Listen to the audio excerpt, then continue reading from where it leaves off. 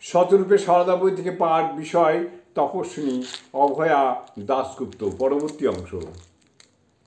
সারদা শ্রীরামের কাছে শিখেছেন সৎ চিন্তা, সৎ কথা এবং সৎ কাজের মধ্য দিয়েই মানুষের মনুষ্যত্বের পরিচয়। সেই থেকে এই সত্যই তাঁর পথ ও লক্ষ্য।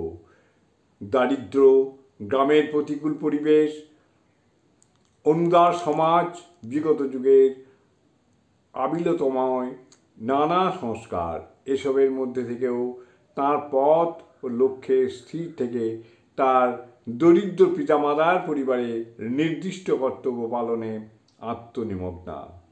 আশ্চর্য এই যে এই প্রতিকূল পরিবেশে এবং এই সাধারণ জীবনচর্যার মধ্যেও পরিস্ফুট হতে থাকে তার অসামান্য নিরাসক্তি, অভিমান শূন্যতা আর দোষ দৃষ্টিরাহিত্য তাঁর ক্ষমারূপ তপস্যার রূপ।